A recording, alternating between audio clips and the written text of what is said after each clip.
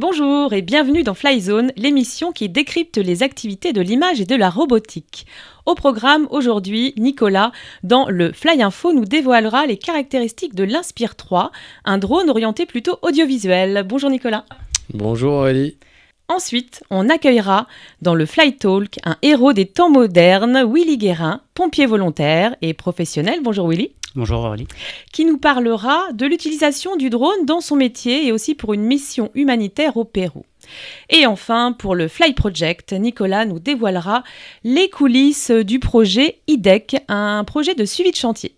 Mais sans transition, on commence avec le Fly Info et Nicolas, c'est parti.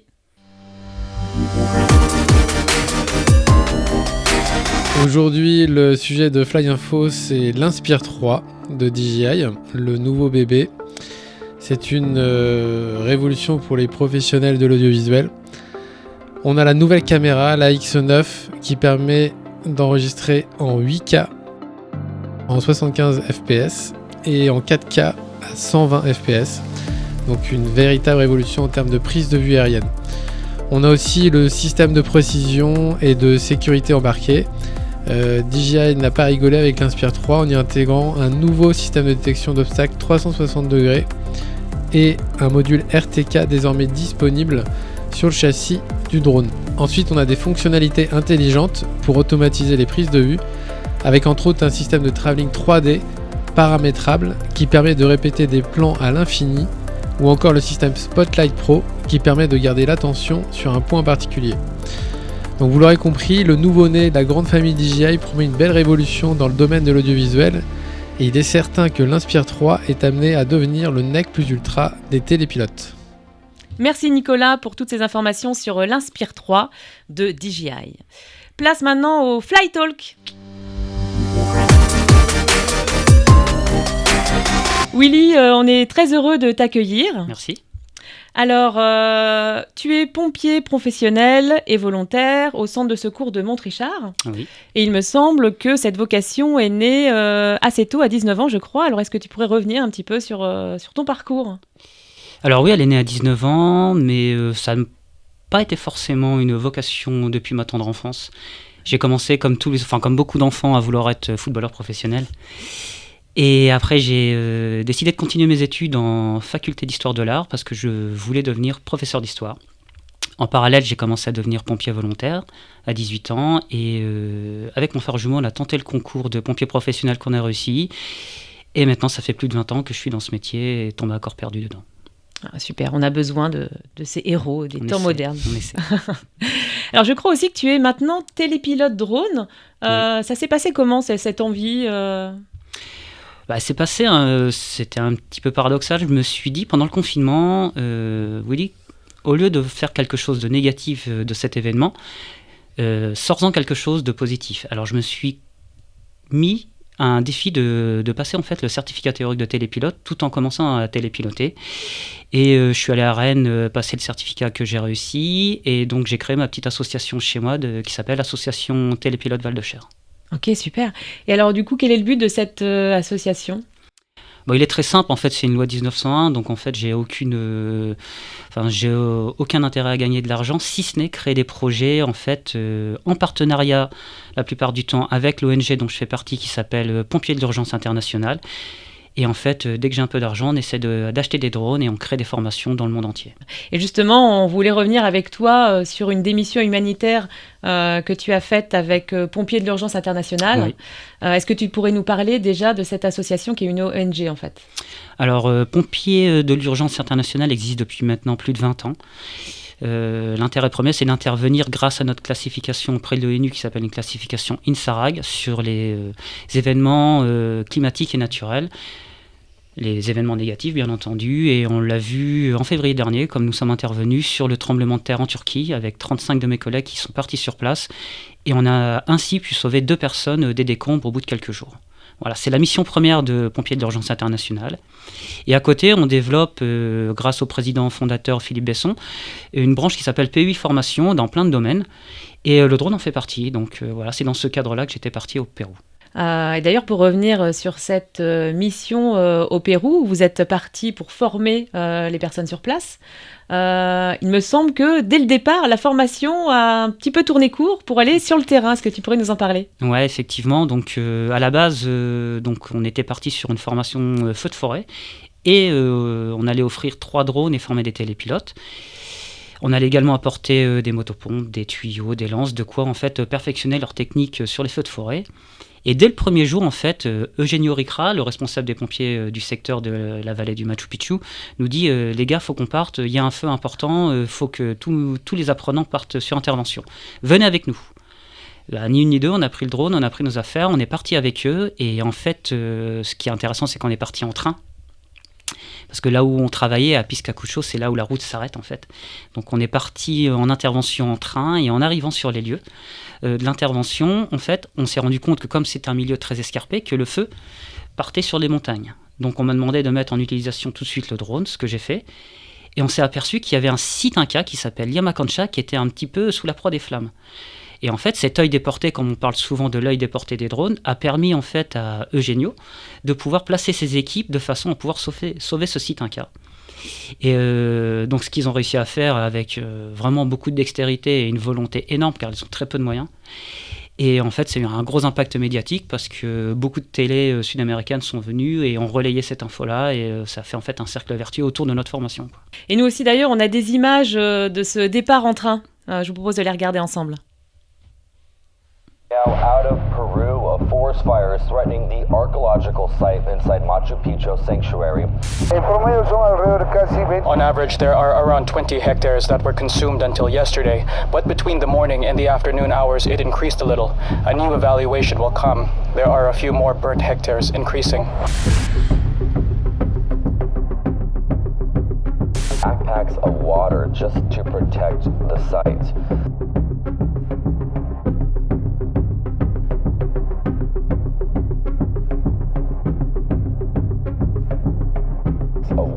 Just to protect the site.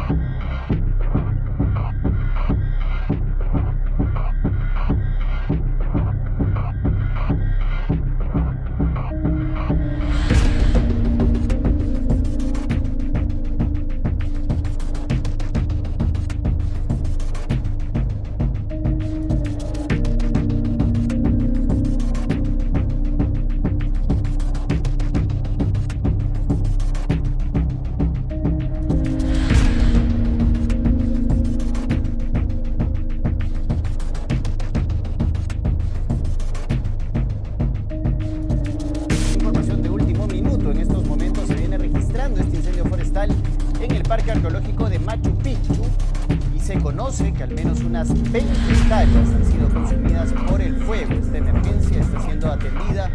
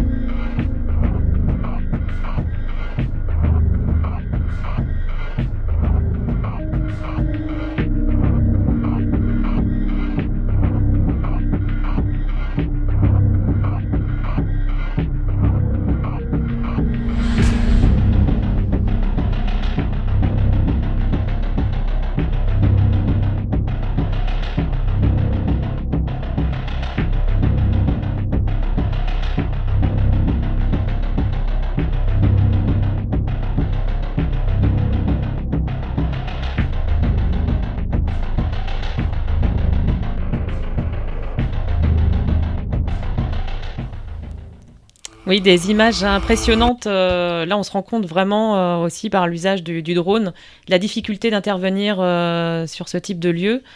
J'ai vu aussi, à la fin, on voit des images de cartographie. Il me semble que tu as fait de la cartographie sur le site. Tu pourrais nous expliquer à quoi ça sert ?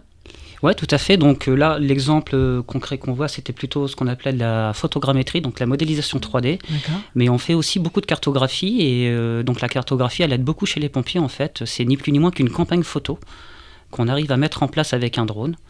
Et en fait, cette orthomosaïque de photos se mettent les unes sur les autres de façon à créer une cartographie des sites. Et ça se fait beaucoup. Alors, dans mon métier de pompier, on peut le voir sur les incendies, de façon à pouvoir mettre exactement les surfaces brûlées. Et ça, c'est très important, surtout dans les retours d'expérience.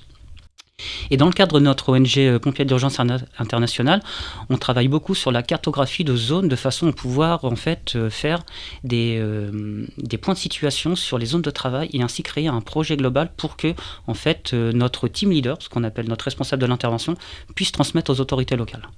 Ok. Et tu disais c'est important en retour d'expérience. Pourquoi exactement ? Quand on est au sol, en fait, on n'a pas la même vision des choses. Et donc cet œil déporté en drone est vraiment un facteur important parce que ça permet de, si je prends le dernier exemple qu'on a travaillé, on est capable avec un drone de cartographier au mètre carré 10 hectares en moins de 13 minutes.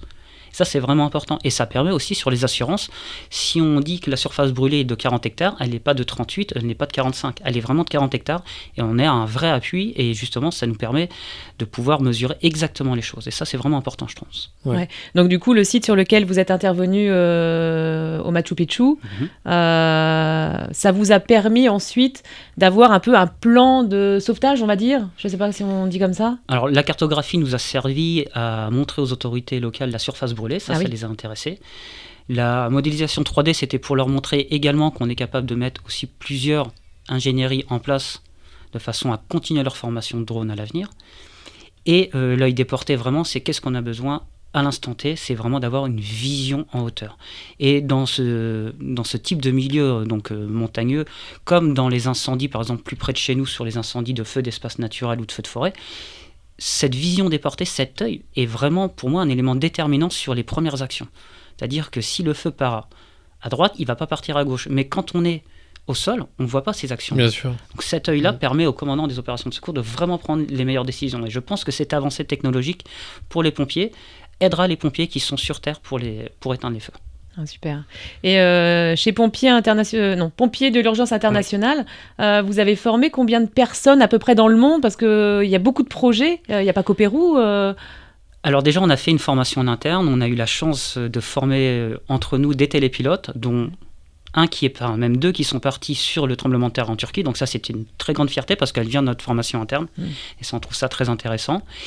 Et outre le projet qu'on a fait au Pérou, je reviens au mois de mars d'une formation qu'on a fait dans le cadre du secours routier, de la désincarcération de voitures. Mais en parallèle, on formait une équipe de télépilotes au Paraguay, à la caserne numéro 3 des pompiers volontaires d'Asunción au Paraguay. Et c'était vraiment un échange encore super intéressant. Rappelons que tout ça, ce sont des projets qui sont bénévoles. Voilà, c'est de l'aide humanitaire. Donc, n'hésitez pas aussi à en parler autour de vous, de montrer ces images. Faites circuler aussi. Avec grand plaisir. Voilà, parce que c'est quand même important en fait. Vos métiers. Alors, d'ailleurs, c'est quoi la différence entre pompier volontaire et pompier professionnel ? Alors on a tous la même tenue, on pourrait même dire qu'on a tous le même métier, un pompier volontaire et un pompier professionnel, on ne fait pas la différence. Néanmoins, le pompier professionnel, c'est son métier. Un pompier volontaire, c'est à côté de son métier, c'est en plus dans son métier.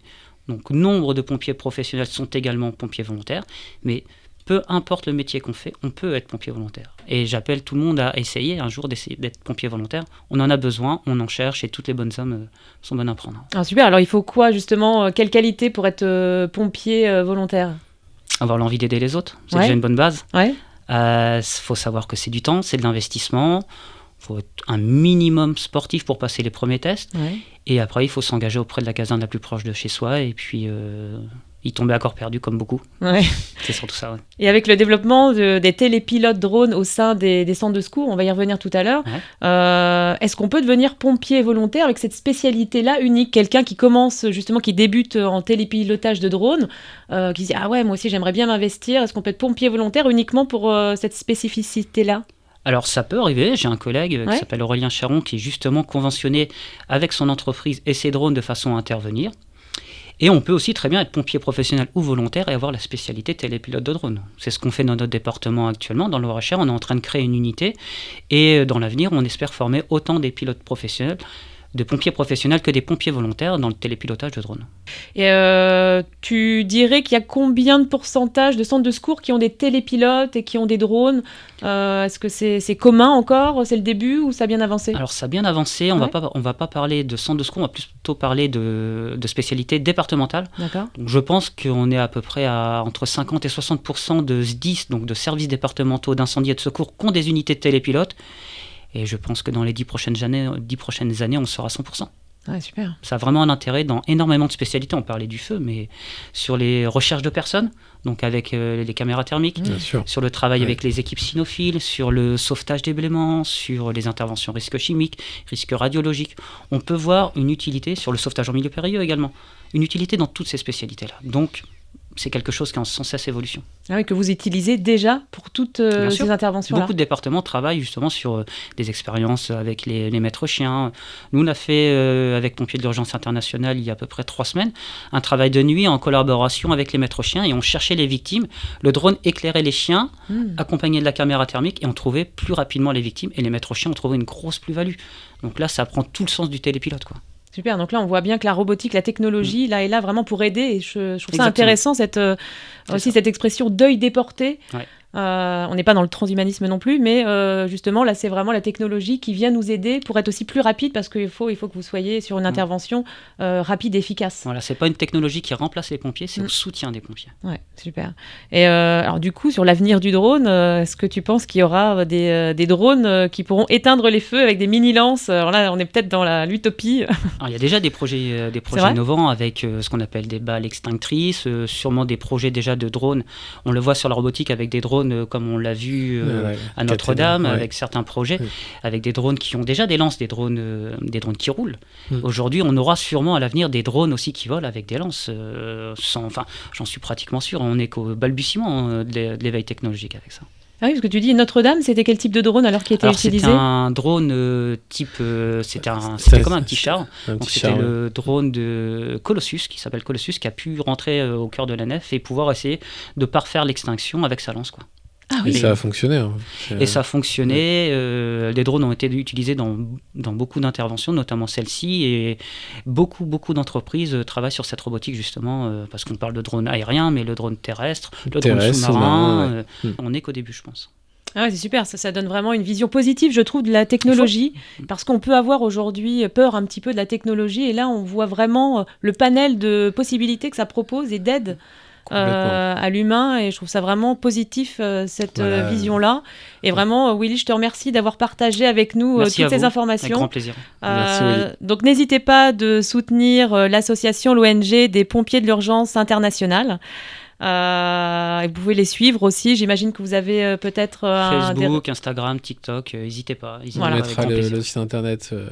Voilà, vous retrouvez toutes les informations à la fin. Donc c'est PUI, Pompiers de l'Urgence Internationale. Merci à toi, Willy. Merci à vous. Et maintenant, on passe à la dernière rubrique de l'émission, le Fly Project avec Nicolas. C'est parti.